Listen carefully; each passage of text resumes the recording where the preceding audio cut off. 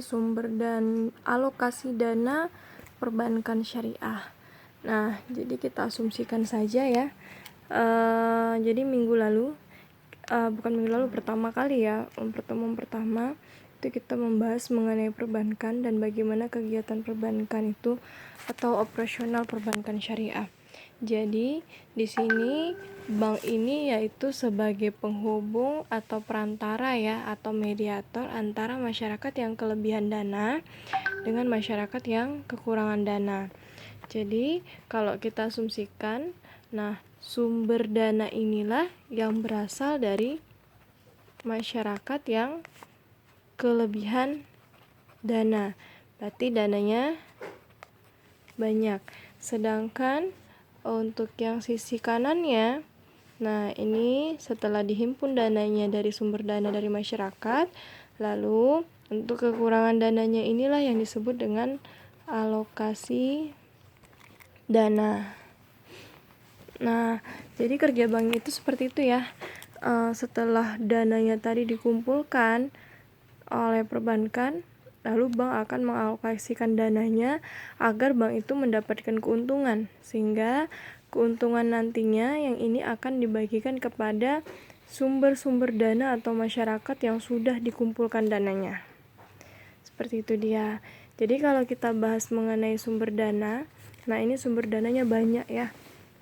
Yang pertama kali kalau bank syariah itu berdiri, pasti dibutuhkan namanya modal.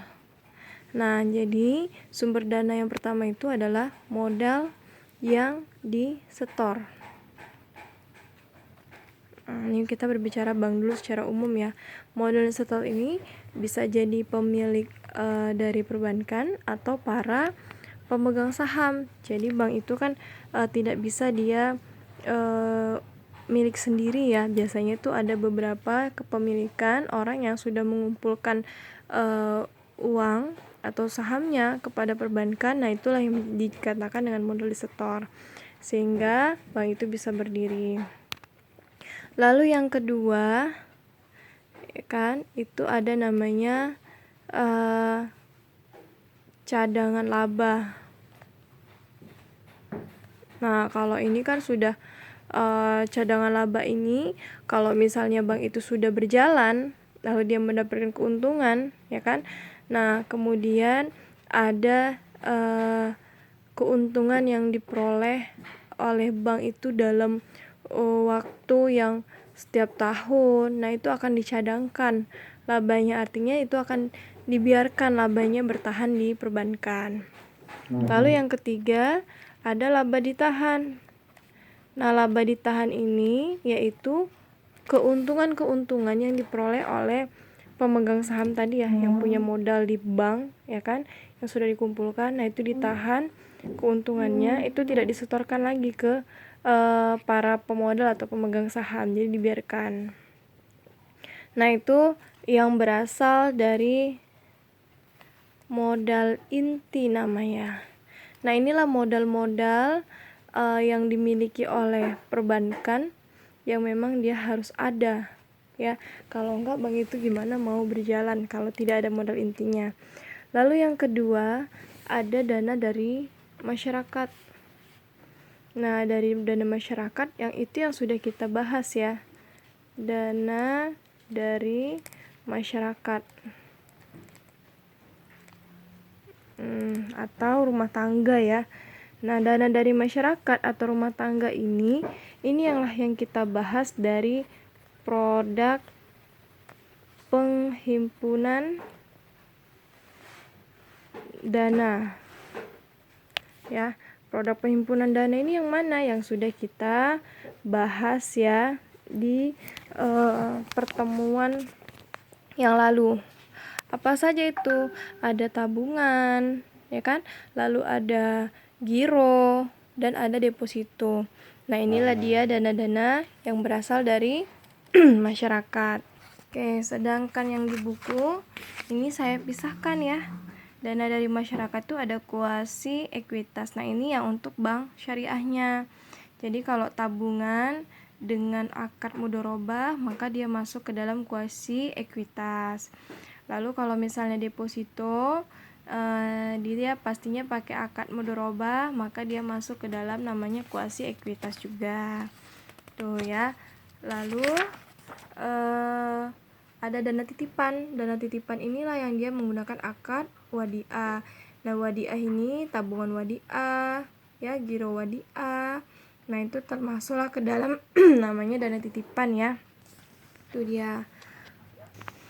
Kemudian kita lanjut lagi, ada dana dari yang bersumber dari namanya instansi atau lembaga lainnya. Lembaga lain. Nah, siapa-siapa aja itu lembaga lain?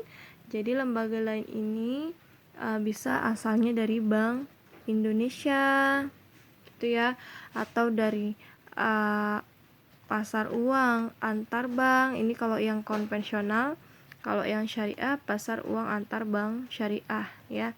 Nah, antar bank. Jadi kalau misalnya dari BI, nah kalau misalnya bank itu membutuhkan dana likuiditas ini adalah dana yang harus ada di perbankan dan itu tidak boleh dialokasikan dananya.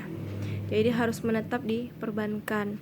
Jadi kenapa butuh ada dana likuiditas? Nanti sewaktu-waktu kalau misalnya ada masyarakat atau nasabah tabungan atau deposito yang akan cair, itu harus ada dananya. Ya, harus dikeluarkan. Jadi bisa diserahkan kepada masyarakat yang ingin menarik dananya. Nah, jadi kalau kekurangan dana, dia bisa pakai namanya dari BI ya, instrumen dari BI. Nah, ini akan kita paparkan nanti di sesi minggu depan mengenai Bank Indonesia, lalu ada instrumen-instrumen dari Bank Indonesia sendiri. Nah, itu ada ya, kalau di buku ini saya sudah sebutkan sebenarnya ada kredit likuiditas dari perbankan ya, ada fasilitas diskonto. Nah, ini termasuk ke dalam namanya fasilitas yang diberikan oleh perbankan. Seperti itu dia. Nah, kalau di buku ini lebih banyak lagi ya, ada ini pinjaman antar bank, ini termasuk ke dalam namanya PUAP dan PUAS-nya ya. Jadi ada reverse case agreement atau disebut dengan RPS atau REVOS. Nah, ini penjualan surat berharga ya. Jadi ada penjualan surat berharga yang dilakukan oleh perbankan, dan ini apabila dia membutuhkan dana jangka pendek juga sama ya. Lalu ada pinjaman dari bank-bank luar negeri, dari lembaga keuangan bukan bank. Nah, itu pasti ada juga. Lalu ada surat berharga pasar uang dan obligasi. Nah, ini salah satu instrumen yang bisa digunakan oleh bank syariah untuk mengumpulkan dana-dananya. Nah, setelah dananya ini semua secara keseluruhan terkumpul, maka dananya itu tadi dialokasikanlah kepada mana? Kemana dialokasikan? Nah, alokasikannya itu banyak ya. Alokasi dananya itu sama seperti yang dia paparkan ya. Yang pertama dapat dialokasikan ke masyarakat juga ya. Lalu yang kedua bisa ke lembaga lainnya. Nah, ini dia. Kalau ke masyarakat, ini yang kita bahas di produk penyaluran dana ya. Agak kecil tulisannya ya. Penyaluran dana bisa dilihat ya. Masyarakat tuh yang produk penyaluran dana. Produk penyaluran dana itu yang mana yang kita bahas minggu lalu ya. Ada produk penyaluran dana berupa pinjaman, ada produk penyaluran dana yang berupa bagi hasil, ada yang berupa jual beli. Jadi itu banyak ya produknya itu. Jadi secara keseluruhan itulah yang dialokasikan dananya ke masyarakat. Lalu ke lembaga lain mana? Nah, apabila ke masyarakat sudah tersalurkan, nah bank itu apabila ada simpanannya lagi, maka dia akan menyarukan kembali ke lembaga lainnya. Nah, bisa lembaga keuangan lainnya, nah bisa ke pasar modal ya, mereka main saham ya, itu bisa dialokasikan seperti itu. Lalu bisa ke pasar uang antar bank, artinya kalau misal PUAS ya, kalau PUAP ya, kalau konvensional ya PUAP, kalau yang syariahnya dia adalah PUAS. Nah, ini bisa dialokasikan ke bank, yang apabila bank itu membutuhkan dana, maka bank yang sudah punya kelebihan dana dapat membantu memberikan dananya kepada bank yang membutuhkan. Nah, seperti itu dia ya. Jadi ini dia lembaga-lembaganya, dan bisa juga dialokasikan ke lembaga keuangan lainnya. Jadi banyak ya yang bisa diinvestasikan ya, kemana aja yang bisa diinvestasikan itu bisa ya.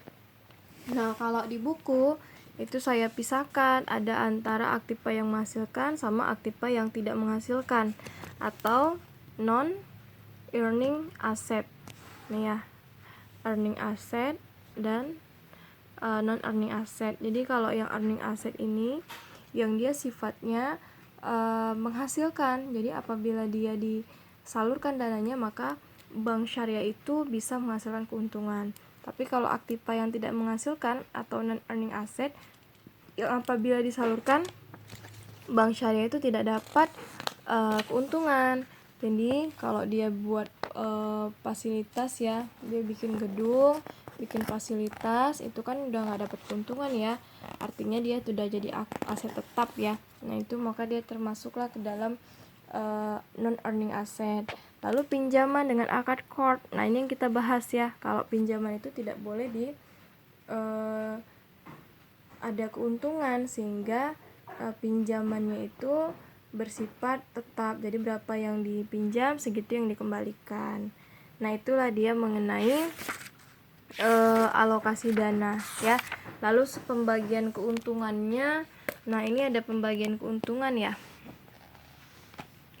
Pembagian keuntungan ini ya seperti yang kita bahas ya. Jadi apabila kalau di bank syariah, apabila dia sudah mengalokasikan dananya ke bank, ke masyarakat atau lembaga lain, maka dia akan dapatkan keuntungan. Nah, lalu dia akan bagikan keuntungannya kepada sumber dana. Itu kalau bank syariah. Nah, kalau bank konvensional, dia tidak sumber dana, tidak mau tahu ya seberapa keuntungan yang dihasilkan oleh perbankan. Jadi berapapun yang dihasilkan oleh perbankan, dia tetap harus mengembalikan dananya ditambah dengan bunganya. Jadi kalau di sini misalnya di sini ada permasalahan, tidak mendapatkan keuntungan, sumber dana tidak mau tahu ya, dia akan tetap diberikan namanya bunga. Nah seperti itu dia. Jadi di bank syariah itu keuntungannya itu lebih jelas dan lebih real, yaitu berdasarkan dari penghasilan yang dapat dari alokasi dana. Mungkin itu saja ya mengenai materi sumber dana dan alokasi dana perbankan syariah.